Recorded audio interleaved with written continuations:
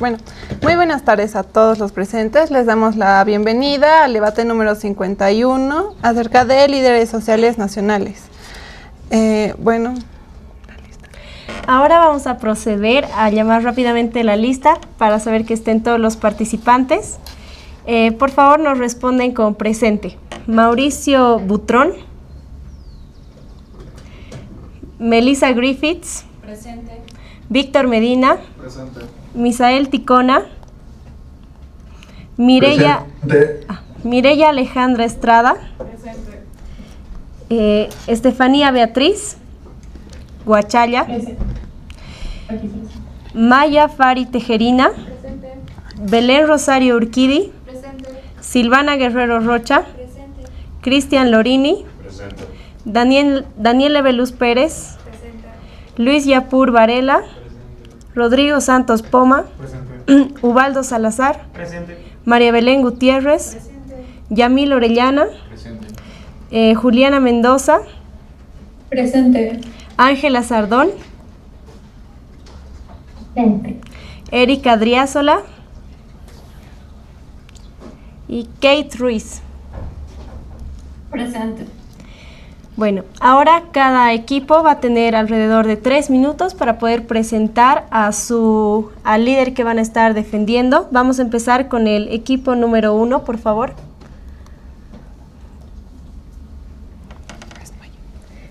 A cargo de Maya Fari Tejerina.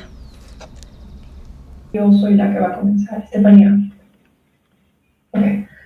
Bueno, yo voy a comenzar a hablarles más que nada de cuando hablamos de liderazgo, no se trata de quién habla más fuerte, ni de quién genera más titulares, ni de quién es mejor TikToker, sino de quién realmente tiene la capacidad de gobernar un país tan complejo como Bolivia. En ese contexto, nosotros vamos a representar a Jorge Tuto Quiroga. Él representa un liderazgo basado en 3 pilares fundamentales. Es más que nada la preparación, la experiencia y la responsabilidad. Se podría decir que no es un improvisado, es un ingeniero que tiene formación técnica y ha tomado decisiones en los niveles más altos del Estado.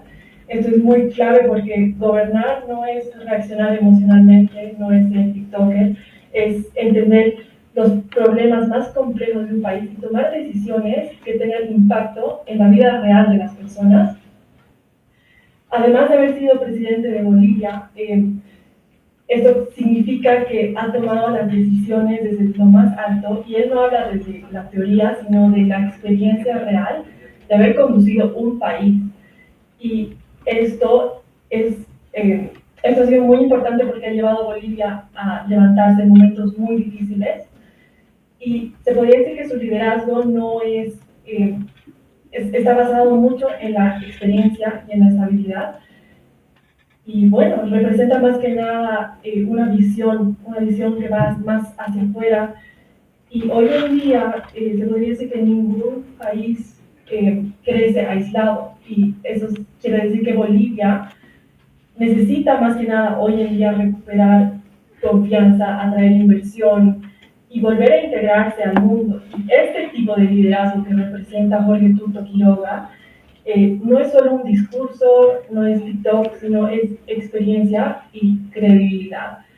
Y bueno, asimismo, ningún liderazgo es perfecto, pero si lo vamos a evaluar desde una seriedad que tenemos muchos hechos, y no son solo como percepciones, sino los hechos muestran que Jorge Tuto Quiroga ha tenido la formación, ha tenido la experiencia real de haber estado en un gobierno y ha mantenido también una línea de pensamiento institucional.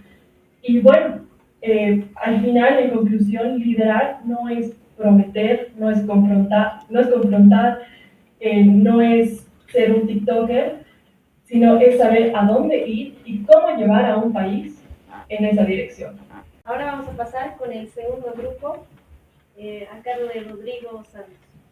Okay. Muy buenas tardes a todos. En este caso, la líder a la que vamos a defender es Amparo Carvajal. Y un poco de su historia básicamente empieza en 1974, cuando en plena dictadura de Hugo Banzer llega Amparo Carvajal como parte de su institución religiosa para observar lo que son los hechos inhumanos que vivían los perseguidos políticos en ese entonces. Es así que en 1980 Amparo Carvajal y su institución decide salir del país, pero ella decide quedarse. Es entonces que decide formar lo que es la Asamblea Permanente de Derechos Humanos en Bolivia para mostrar las injusticias y para luchar justamente contra lo que son las injusticias y el cómo se vulneran los derechos de los presos políticos en Bolivia. A lo largo de su historia han habido muchas premiaciones que ha recibido, incluso ha sido nominada como candidata para el Premio Nobel debido a su gran trayectoria de más de 50 años luchando por los derechos humanos en Bolivia, y incluso ha sido parte de persecución también en 2023 por parte del gobierno del MAS, desalojando a la persona, a Amparo, de la Asamblea de Derechos Humanos. Y es recientemente que en 2025, en noviembre de 2025, ella le devuelven lo que es la Asamblea, el actual presidente Rodrigo Paz. Nosotros creemos que Amparo Carvajal no es una simple líder que abarca un solo ámbito, sino que abarca muchísimos más, como es el transformacional, servicial y también el ético, basado en la coherencia que tiene ella debido a todas las injusticias que ella ha sufrido y el cómo ha defendido a los presos políticos. Bueno, muchísimas gracias por su intervención. Ahora pasamos al grupo liderado por Ángela Sardón. Sí, aquí. Bueno, creo que está además presentar a María Galindo. Es una activista femenina, escritora, comunicadora y artista boliviana. Pero ya todo el mundo se la conoce. Se la conoce por su liderazgo en el movimiento feminista radical en Bolivia y en América Latina.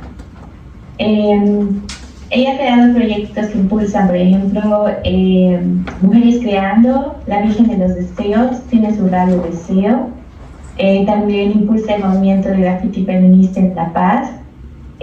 Da protestas feministas contra la violencia de género y interviene públicamente contra los gobiernos, no solamente, sino como en contra de cualquier insubstitución.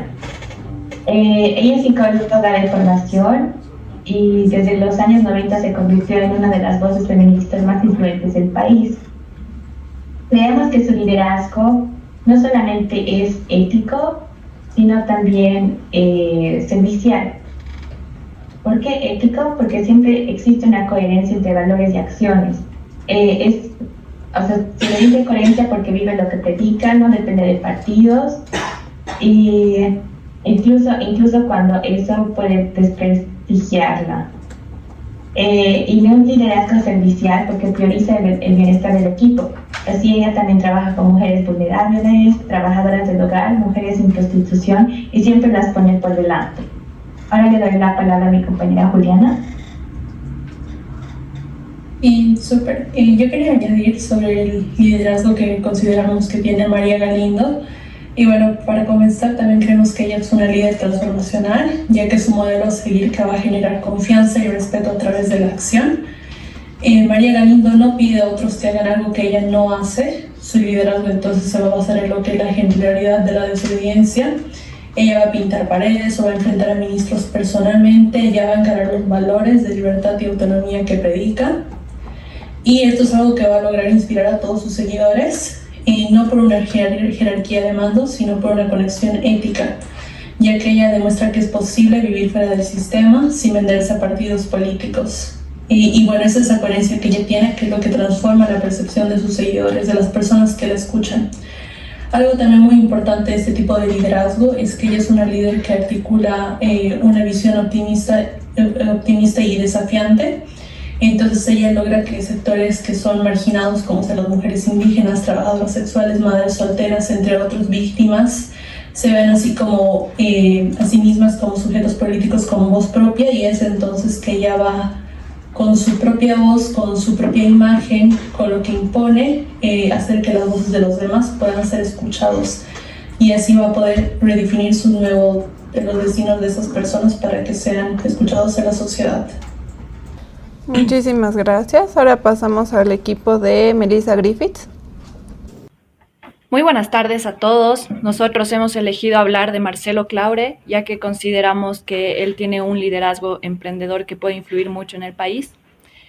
Marcelo Claure es un empresario nacido en la ciudad de La Paz, cuya trayectoria combina éxito internacional con una participación activa en temas vinculados a Bolivia. Aunque construyó su carrera principalmente en el exterior, él fundó Brightstar y lideró empresas globales como Sprint Corporation y participando en SoftBank. Marcelo Claure ha mantenido una relación constante con Bolivia a pesar de haber vivido fuera del país. Nunca dejó de intervenir en el país y especialmente en el ámbito económico, empresarial y social. En Bolivia, su influencia se ha manifestado principalmente a través de inversiones, también de propuestas económicas y participación en el debate público.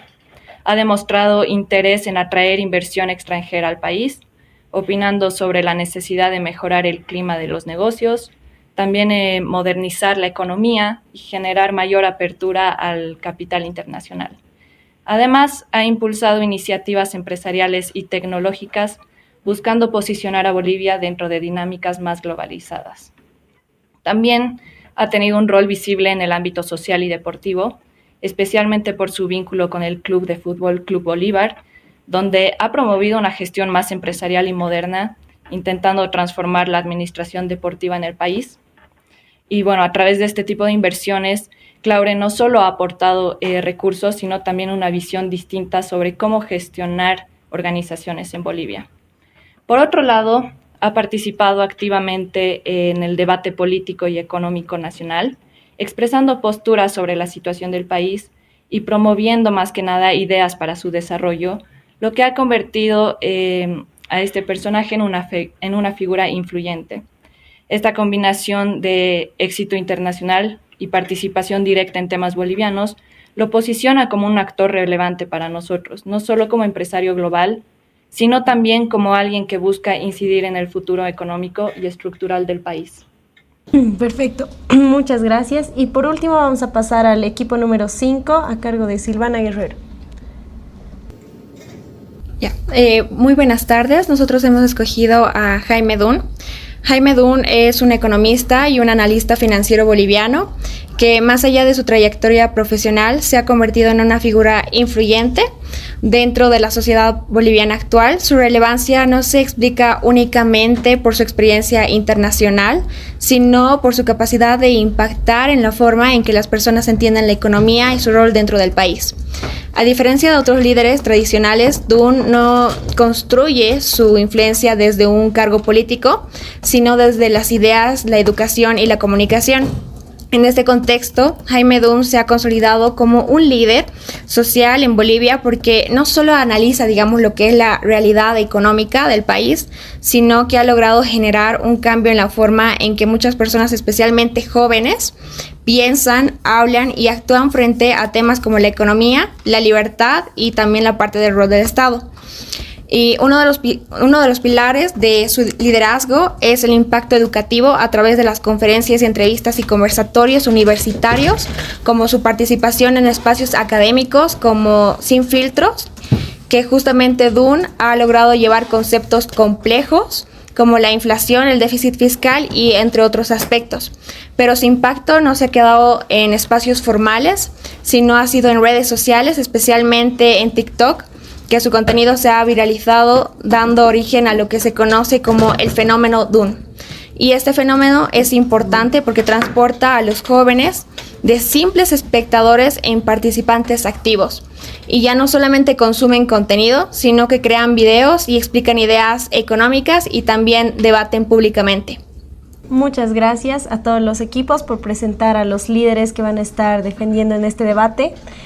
Ahora vamos a proseguir al debate mismo Solo queríamos recordarles que para que la participación sea ordenada, por favor les pedimos levantar la mano y esperar a que nosotras podamos cederles la palabra para dar una intervención de no más de 1 minuto. Ahora invitamos a los equipos a levantar la mano.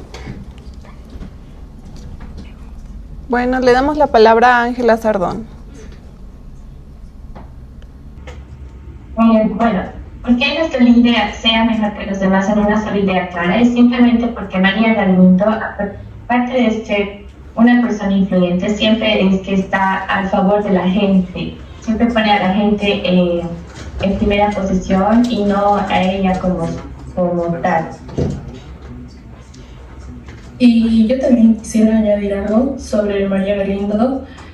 Algo que la hace mejor que los demás líderes es que ella básicamente no está comprada por ningún partido político ni ningún interés empresarial o miedo a perder algo en el ámbito financiero, sino que ella ha construido un ecosistema de autogestión y eso le permite ejercer una crítica sistemática total, diciendo que, o sea, básicamente mostrando que los otros van a caer por conveniencia. Ella es una mejor líder porque no es tener más recursos, sino tener la libertad absoluta para usarlos en favor de las demás personas. Muchas gracias. ¿Algún equipo quiere intervenir sobre esta pregunta? Por favor, Melissa. Bueno, nosotros pensamos que Marcelo Claure es un líder mejor que los demás porque Marcelo Claure ha logrado posicionarse a nivel global. Esto es algo que muy pocos bolivianos han conseguido y su trayectoria nos demuestra más que nada que el talento boliviano sí puede llegar a competir en mercados altamente exigentes.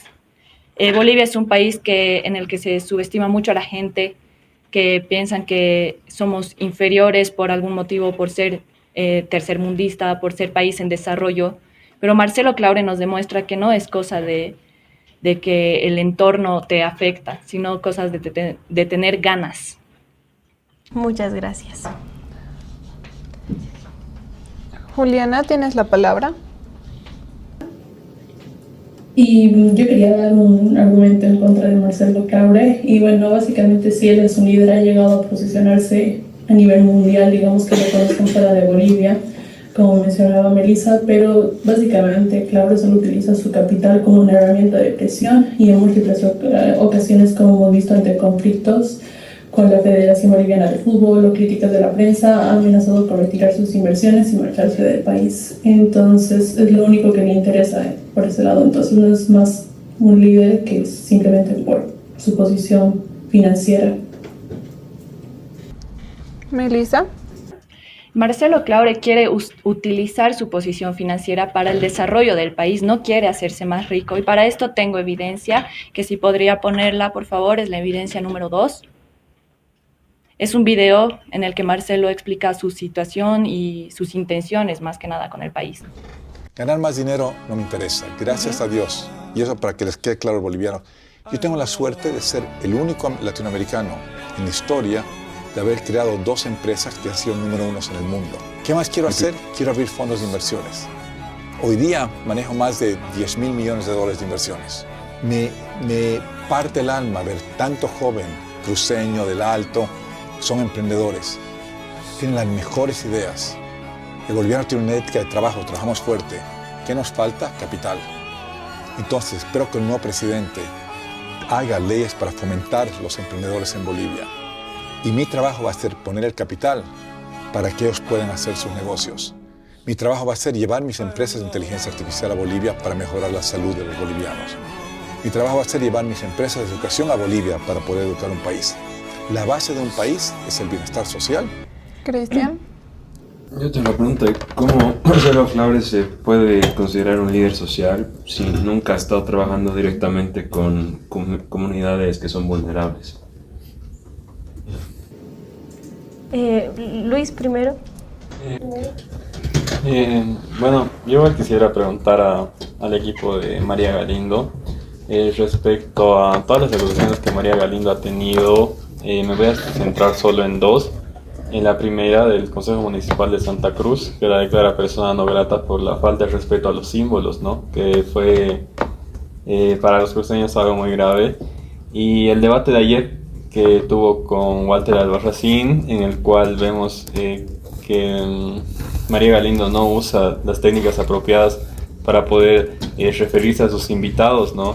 Si bien queremos ponernos a pensar, por algo están invitados, y las faltas de respeto que ella realiza en su programa, no solo Walter Albarracín, sino que a lo largo de los años lo iba haciendo con diferentes políticos que han ido, y obviamente ella lo defiende como barricada, pero solo podemos notar un dominio absoluto de micrófono y no dejando participar a la otra persona.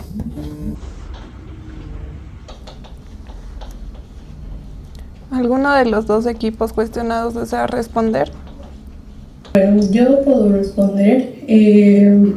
Bueno, básicamente están diciendo, ¿no?, que María Galindo no deja hablar a los demás y que a sus invitados no les escucha o les falta el respeto, pero considero que esto no es cierto, ya que muchas veces cuando María Galindo ha hecho entrevistas o ha hecho algún reportaje a alguna institución o a alguna persona, si ella reacciona de esa forma, no es un justificativo, pero más que todo, digamos, la respuesta de por qué lo hace es porque la respuesta no es la adecuada para la pregunta, o como podríamos decirlo, se va por las ramas.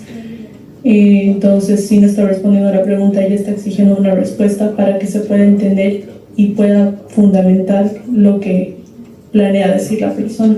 Entonces, es por eso que reacciona de esa forma, para que pueda dar una respuesta concreta y no se desvíe como la mayoría de las personas hace. Y también quisiera responder a lo que pusieron la evidencia de Marcelo Claure, donde dicen que él quiere trabajar con los sectores más vulnerables y quiere ayudar a todas las personas bolivianas a crecer, ya que él es el único boliviano que se encuentra en esa posición. Pero considero que Marcelo Claure es, entre comillas, un líder que opina y toma decisiones, pero no lo hace desde Bolivia, lo hace desde Estados Unidos. Entonces él tiene una desconexión con Bolivia. Entonces, un líder que no habita en la realidad a la que se está dirigiendo, a las personas a las que se está dirigiendo, no puede empatizar con sus luchas. Mientras que María Galindo está en las fiscalías, en los mercados, en las cárceles, está defendiendo a las personas bolivianas por sus intereses, está buscando que sus voces se escuchen. Marcelo Claure simplemente está diciendo que va a trabajar con todos estos emprendedores o todos estos bolivianos para sacarlos adelante, pero sin embargo no ha hecho nada más que puras acciones. En cambio, María Galindo se va a presentar y sí va a pelear por ellos en frente de lo que son todas las instituciones hasta que se los escuche y sus casos sean tomados en cuenta. Muchas gracias, Juliana, por la participación. Por favor, les vamos a recordar que para poder tomar la palabra, primero levanten la mano y una vez que les cedamos la palabra, para así poder mantener el orden. Teníamos primero a Melissa y luego Rodrigo y Luis. Gracias. Bueno, respondiendo primeramente a la pregunta que hizo Cristian de que Marcelo Claure quiere apoyar a los sectores más vulnerables, pero realmente no lo hace, en ningún momento se mencionó que él quería apoyar a los sectores vulnerables. Él quiere apoyar a los emprendedores que no tienen el capital para hacerlo.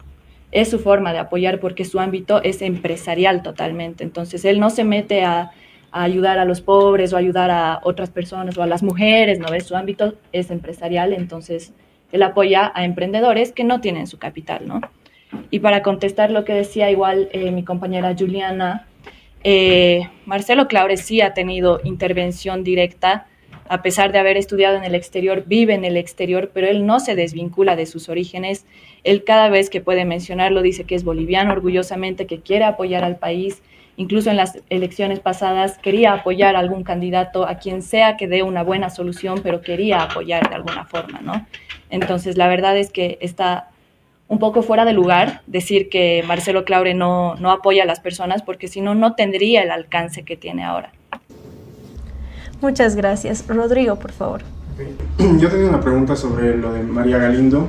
Cuando ustedes han expuesto básicamente lo que era María Galindo, ustedes mencionaron que era apolítica y que era una líder transformacional, cuando en realidad ella misma es lo que se ha visto en muchas polémicas, y básicamente ella se ha declarado anticapitalista y ha estado en una polémica sobre básicamente las anteriores elecciones de que no gane el otro candidato, que era Tuto Quiroga, justamente no por el bien común, sino simplemente porque no le simpatizaba a ella. Entonces no era un bien, no era por la lucha de la sociedad, sino por sus propios intereses. Muchísimas gracias, Rodrigo. Vamos con Luis. Gracias. Bueno, tengo aquí otra pregunta para María Galindo respecto a un modelo a seguir en cuanto a cómo se tiene que entablar un diálogo. Si bien María Galindo adopta esto de las radiodocumentales hace mucho tiempo, podemos ver que cuando vos haces una entrevista o algo así, varias de las cosas que realiza María Galindo en la entrevista no son correctas de acuerdo al formato que tenemos como entrevista, ¿no? En el primer lugar tenemos la investigación previa, que María Galindo sí presenta la documentación, tipos de pregunta que las realiza de manera altanera, la escucha activa, que básicamente no existe por su parte, el clima de confianza. Muchas veces María Galindo ha sido desalojada hasta con policías, ¿no?, de varias empresas, entonces tampoco se cumple, y la ética y el respeto. Si bien María Galindo usa palabras muy despectivas, usa groserías, ¿no? Y la verdad es que ¿cuál es el eje central que tiene María Galindo para poder irse hacia una entrevista y todo eso? Si bien exige preguntas, ella tampoco responde con el respeto, ¿no? También tenía otra pregunta respecto al caso de Amparo. Como ustedes saben, Amparo Carvajal llega en 1974, si no estoy mal, junto a los jesuitas. Cuando llega a Bolivia, básicamente empieza con un grupo de iglesia que luego se convierte en esto de la Oficina de los Derechos Humanos y demás. ¿Cuál ha sido la posición de Amparo Carvajal respecto al caso de violación que ha existido en el 2023 en cuanto a todo lo que se ha destapado de los demás padres que han abusado niños en la iglesia? Primero estaba Ubaldo y Maya, por favor. Bueno, gracias. Yo tenía una pregunta para el grupo de María Galindo. Y bueno, si bien digamos ella dice luchar mucho por los derechos de muchos sectores sociales y o sea, es muy defendible digamos, en ese sentido, pero hay muchos sectores que la acusan de tener simpatía con de haber tenido simpatía con el gobierno del socialismo. Bueno, quisiera preguntar al grupo si es que tienen alguna evidencia o algo para refutar o para defender, digamos, la posición que tienen de María Galindo y sus vínculos referentes al movimiento, al socialismo. Muchas gracias, Maya. También para el equipo de María Galindo es que, como ya se había mencionado, su accionar principalmente es la confrontación, la denuncia y la visibilidad de problemas, pero tampoco esto hace que se vea el contexto realmente de lo que es a veces los problemas. A veces solamente se toma una pequeña parte. Además, muchas de estas personas necesitan insistir mucho ya sea en donde ella está, para que les tomen en cuenta, ¿no? Es de que las personas que realmente están vulneradas en general pueden tomar estas decisiones o que tomen ayuda de estas personas de María Galindo. Muchísimas gracias por la intervención. Ahora pasamos con Ángela. Muchas gracias por la palabra. Sí, aquí quiero responder a 3 preguntas de mis compañeros. La primera, ¿por qué ha sido, digamos, considerada una persona no grata en Santa Cruz? Sabemos que Santa Cruz es una ciudad elitista, donde también se pone culturalmente en una posición como que un poco machista, y es exactamente lo que María Galindo repudia, ¿no? El hecho de que le llamen persona no grata es como una... es simplemente que no quieren darle como que la voz que ella quiere tener. Entonces, bueno, o sea, considerarla como persona no grata es simplemente para callarla. Respecto a lo de Quiroga, si bien ella está considerada una persona anticapitalista, o bueno, así dentro de la política, lo que representa Quiroga es justamente eso, como una figura tradicional, jerárquica, donde Galindo tiene una idea mucho más horizontal, donde para ella hace política desde la calle, ¿no? Entonces, la representación que tiene Quiroga también es el poder masculino, desde su punto de vista tal vez un poco blanco y elitista, y esto es lo que hace a María Galindo que defienda su posición. Si ya bien es con palabras fuertes o groseras. Ella no tiene por qué ocultar su manera de ser, ella es así, y eso es algo que también como, o sea, esa transparencia también la hace ser líder, ¿no? Porque hay gente que también respeta eso. Y respondiendo la pregunta de Ubaldo, María Galindo, si bien ha tenido como que cierto tipo de empatía hacia el MAS, ha sido porque el MAS siempre ha sido también socialista, ¿no? Un poco más inclusivo a la sociedad, pero después de todos los actos de delito que ha habido en contra de Evo Morales, también ella hizo una crítica acerca de él, nombrando a Evo un depredador en la sociedad. Muchísimas gracias por la participación. Ahora vamos con Rodrigo Santos. Gracias por la palabra. Respondiendo a la pregunta sobre Amparo Carvajal y el caso de acusación de violación, lo que puedo decir es que Amparo Carvajal se maneja con coherencia. No estaba defendiendo al acusado porque básicamente ya murió, sino estaba defendiendo los derechos de los dos supuestos testigos de esas acciones, debido a que ya eran personas muy adultas y que básicamente los iban a tener en condiciones no humanas. No estaba sacando un juicio a favor sobre si han sido parte o si sabían la información. Entonces ella simplemente se ha basado en lo que es defender los derechos humanos. Muchísimas gracias. Ahora vamos con Silvana Rocha. Silvana Guerrero. Bueno, justamente quiero hacer una pregunta a María Galindo y también complementando un poco lo que mi compañero Ubaldo mencionó sobre que María Galindo sí estaba dentro de lo que era parte del partido del MAS, porque si bien hay muchos rumores de cómo María Galindo tenía como posibles garantías o ingresos a través de este partido político. Si bien en uno de los casos bajo el gobierno de Yanine Áñez, justo cuando se le hicieron este tipo de denuncias a Evo Morales por tener casos ya sea con menores de edad,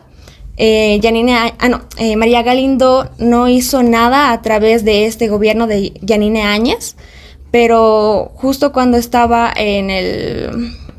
porque justamente existía, digamos, una posibilidad de actuar jurídicamente contra Morales, pero no realizó nada, no evitó, no quiso demostrarse, justamente porque ella recibía, digamos, este tipo de posibles garantías, se podría mencionar. Muchísimas gracias. Ahora pasamos con Cristian. Bueno, gracias por la palabra. Primero, vuelvo atrás a la pregunta que ha hecho Claudia. Creo que me habían entendido mal. A lo que yo me refiero es cómo él se quiere considerar un líder social. Nunca dije que él quería ir a las comunidades vulnerables, sino que un líder social tendría que aportar, no solo en ámbito empresarial, sino en general, ser una figura. Y aparte, tenía la pregunta para María Galindo, que bueno, es alguien que crea más confrontación y aparte se centra mucho más en la crítica, más allá de dar soluciones.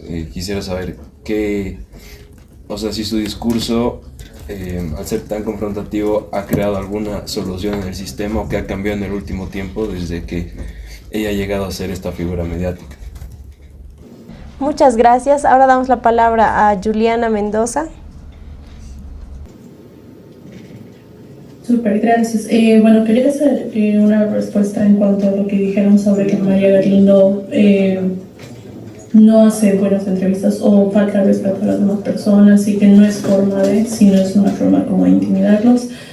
Y bueno, yo creo que es importante entender que cuando María Galindo hace estas entrevistas o estos reportajes con lo que es Radio Deseo, para ella no es una entrevista y no es un intercambio de cortesía, sino va a ser un ejercicio de rendición de cuentas, entre comillas, ya que lo que ella busca es romper la jerarquía y bueno, ella busca tratar a lo que sea el ministro, el juez, la policía, no como una autoridad intocable, sino como un empleado público, que es lo que son, y los va a confrontar con datos, como dijeron que ya va a hacer una investigación anteriormente para poder ir y entender de qué se trata con la realidad de las personas y con los testimonios de las víctimas en vivo, ¿no? Ella también va a utilizar lo que es la incomodidad como una herramienta, entonces ella no va a buscar que el entrevistado se sienta cómodo, sino que se sienta vigilado, que sienta que lo están viendo, que están viendo los errores que ha cometido, incluso muchos casos como extorsiones y demás, injusticias. Y si alguien va a mentir, si un fiscal, un policía miente, entonces ella lo va a interrumpir y lo va a evidenciar. Y esto va a lograr que la audiencia pierda el miedo a poder enfrentar lo que son todas estas injusticias que ocurren constantemente. Y bueno, muchas de sus entrevistas van a terminar con la resolución de casos, no en todas, pero ella va a obligar a las autoridades a comprometerse con fechas y nombres para resolver extorsiones o un proceso detenido. Y ella, si hace de esta manera las entrevistas gritando o haciendo escándalo, es porque anteriormente las víctimas ya lo han tratado de hacer de forma tranquila y nadie las ha escuchado. Sus voces no han sido escuchadas y simplemente han sido olvidados, como siempre es. Y es por eso que ella va a utilizar este tipo de liderazgo para que sí puedan sus voces tener poder y que sí finalmente puedan resolver los casos. Hay una evidencia que me gustaría mostrar de esto.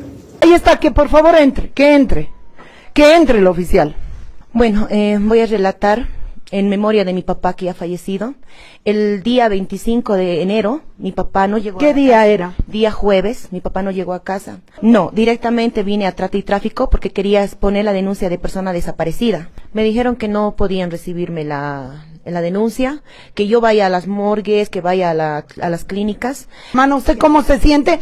Viene a proteger a buscar protección a la policía, sale con las manos vacías. Estamos hablando de una mafia que funciona en la fuerza de lucha contra el crimen del Alto.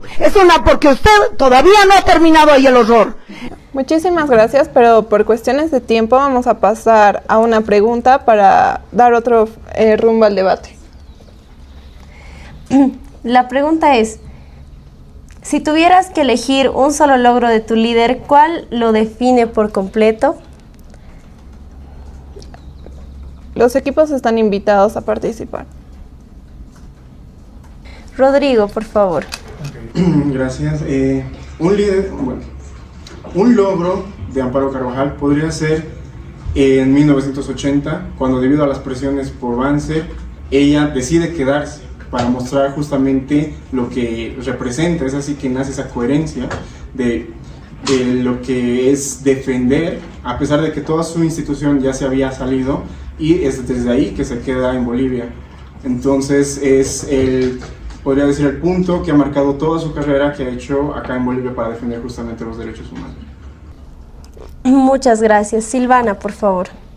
Un impacto y un logro grande que ha podido consolidar Jaime Dunn es hacia los jóvenes en el ámbito laboral. En el ámbito liberal. Justamente demostró cómo ha sido el crecimiento, tanto como mencioné antes en TikTok, que entre uno de ellos se menciona cómo ha sido un comentario que dice: gracias al alcance, hoy tuvimos el honor de recibirlo en nuestro taller, vino a conocernos, ver cómo producirnos en Bolivia, y todos escuchamos y nos aconsejamos a motivarnos y a seguir creciendo. Y esto era un pequeño emprendimiento de jeans. Entonces es como está impactando tanto a las personas también para que puedan crear sus propios emprendimientos y sus propias cosas hacia los jóvenes. Muchas gracias. Maya, por favor. El principal logro que nosotras decimos que es de Tuto Quiroga fue garantizar la continuidad democrática y la estabilidad institucional de Bolivia en un momento que fue de transición tras la salida de Hugo Banzer, quien en el contexto donde el país podía entrar en crisis o en incertidumbre logró mantener el funcionamiento del país. Muchísimas gracias. Ahora pasamos con Cristian. Sí, para apoyar a lo que dijo mi compañera, otro logro que define a Jaime Dunn es que, en su momento él fue el coautor de la ley del mercado de valores en Bolivia. Esto ayudó a que se modernice básicamente el sistema financiero y ayudó a que se crearan varios instrumentos de inversión que sean accesibles, y todo esto ha fortalecido la institucionalidad económica del país. Perfecto, gracias. Ubaldo, por favor. Bien, bueno, respecto a Amparo Carvajal, un poquito complementando lo que ha dicho mi compañero Rodrigo, nosotros como grupo queremos señalar que el liderazgo de Amparo Carvajal se ha visto definido no solamente por una sola acción, sino durante su trabajo permanente de décadas defendiendo los derechos humanos desde la Asamblea Permanente de los Derechos Humanos de Bolivia, y ha sido gracias a su labor que muchas denuncias de abusos han sido visibilizadas y acompañadas, incluso en momentos de fuerte polarización política. Muchísimas gracias. Ahora pasamos con Luis Yapur. Bueno, sí, la verdad es que esto ya es un poco más pregunta a la parte de Amparo Carvajal. Y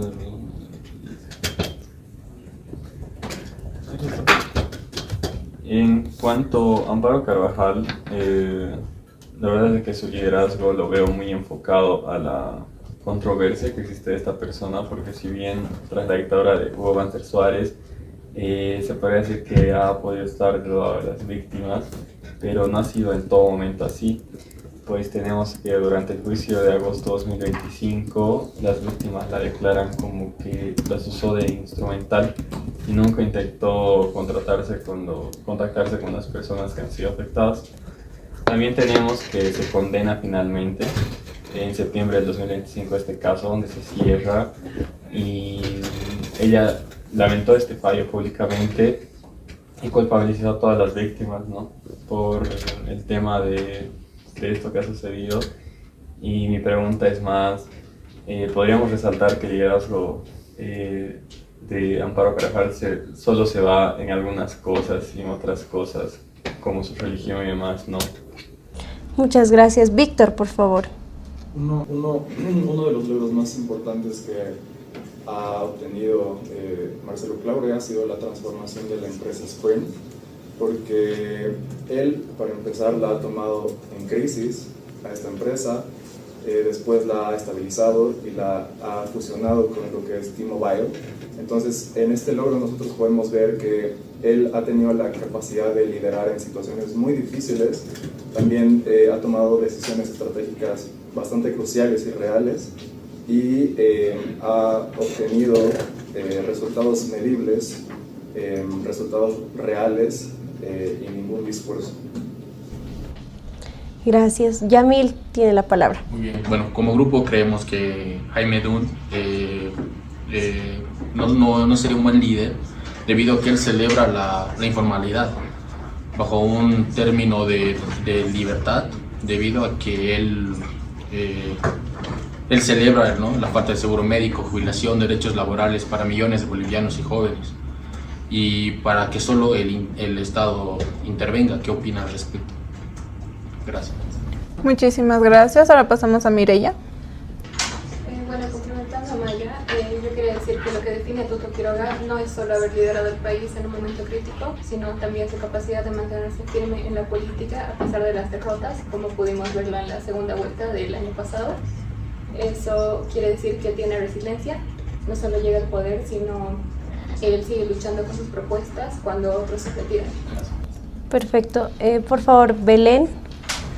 Complementando con lo que dijeron mis dos compañeras, durante lo que dijo Maya especialmente, es que durante la transición del gobierno cuando gobernó Jorge Quiroga, otro logro clave que hasta ahora sigue especulando en el país es que posicionó a Bolivia como un país creíble ante el mundo, porque nosotros consideramos que un líder no solo gobierna adentro, también sabe representar y defender al país fuera.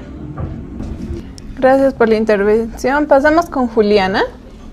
Y yo quiero responder la pregunta que pusieron de el logro de María Galíndez. Yo creo que este es Radio Deseo, ya que no es simplemente una estación de radio, sino es una infraestructura de justicia social, ya que va a definir su liderazgo por lo que es el paseo de la protesta a la propuesta. Y entonces Galindo no solamente se va a quejar de que los medios son elitistas, sino ella va a crear lo que es un medio masivo donde las mujeres de pollera, las víctimas de violencia, las personas que son extorsionadas, todas las personas que se encuentran en vulnerabilidad van a poder tener micrófono y van a poder hacer que sus casos y sus voces se escuchen.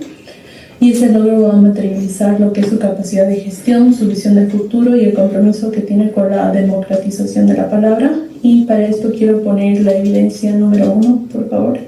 Ya estoy aquí, soy María Galindo y quiero invitar a todas las víctimas de feminicidio o de violación y sus familiares para que puedan este viernes a las 10:30 de la mañana en la puerta de la Fiscalía Departamental traer las fotocopias que tengan a mano de sus casos para luchar juntas.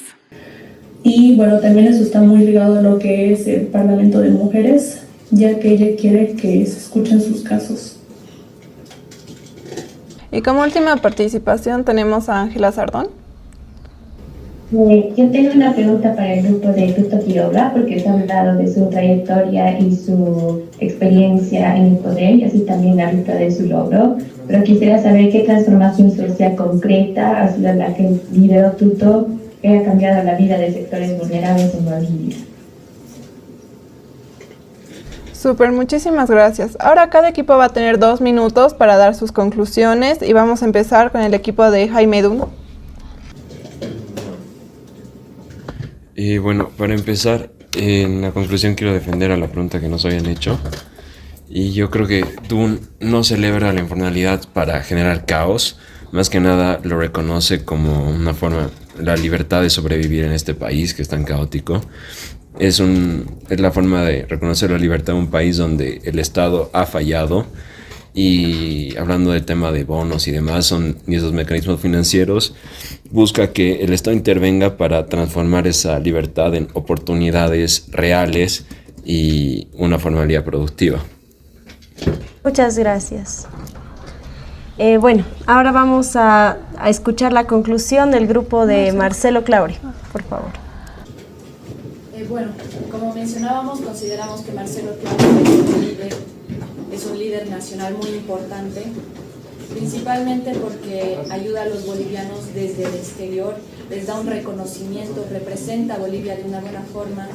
Como hace un rato me preguntaba otro grupo de que si es que tiene un impacto social real, y sí lo tiene. Durante la pandemia que hemos estado en el país en crisis, Marcelo Claure ha donado como 25.000 mascarillas al país para que todo esté mejor. Entonces no solo tiene un impacto de forma empresarial, sino también de forma social. Por eso es que nosotros consideramos que es un líder más que nada que debería tomarse más en cuenta, debería reconocerse, y nosotros como bolivianos deberíamos aceptar más su ayuda, no por un tema de orgullo, por un tema de que estamos bien así, no, más bien deberíamos aceptar la ayuda que nos ofrece, el financiamiento que nos ofrece y aceptar las oportunidades. Perfecto, muchas gracias. Escuchamos el cierre de María Galindo. Yo como conclusiones puedo decir que el hecho de que hemos recibido tantas preguntas también es porque muestra, ¿no?, que María Galindo es una figura que se hace notar. Si fuera o pasara desapercibida, pues obviamente demostraría que su trabajo no es tan insignificante, por lo cual siento que como figura pública, como líder y todo, pues es una persona que sí defiende, que sí se debe notar y que sí, si bien recibe muchas críticas, así también ella se sigue manteniendo contra su postura. Muchísimas gracias por la intervención. Ahora pasamos con el grupo de Amparo Carvajal. Bueno, como primer punto tenemos que Amparo Carvajal nunca necesitó un poder para liderar. No llegó por elección, por herencia ni por dinero. Fue una decisión que nació de una causa y se mantuvo por coherencia. Pasó 5 décadas defendiendo los principios sin venderse a ningún gobierno y se demuestra. Igual fundó lo que es la Asamblea Permanente de Derechos Humanos de Bolivia, lo cual sigue vigente hasta ahora, lo cual demuestra que es una líder que deja una institución viva. Y por último, tenemos que cuando es un liderazgo puesto a prueba, ella no falló, sí tuvo altibajos, pero se mantuvo con eso y ya, gracias. Muchas gracias. Y por último invitamos al grupo de Jorge Tuto Quiroga, por favor. En conclusión, de Tuto Quiroga debe evaluarse no desde una percepción superficial o emocional, sino desde su capacidad real de gobernar el gobierno y asumir responsabilidades en algo complejo que ha sido lo que ha pasado en el país. Además de que por eso su liderazgo no solo es válido, sino completo, ya que combina la toma de decisiones, gestiones y resultados reales, posicionándolo como un referente político sólido sobre otros perfiles que, aunque influyentes, no han enfrentado el desafío de liderar dentro de este sistema. Quería complementar a la conclusión de mi compañera, asimismo responder a Ángela la última pregunta que ha tenido sobre Jorge Tuto Quiroga, sobre la transformación social. Su transformación social ha sido asociada al liderazgo y ha sido garantizar la estabilidad institucional en un momento muy crítico de nuestro país, porque sin esa estabilidad no estaríamos donde estamos. En un contexto donde Bolivia estaba a punto de entrar en crisis y su liderazgo ha sido lo que ha permitido la continuidad de este país, el orden y el funcionamiento de este Estado. Gracias. Muchas gracias. Con estas participaciones llegamos al cierre del debate y agradecemos a todos por su participación.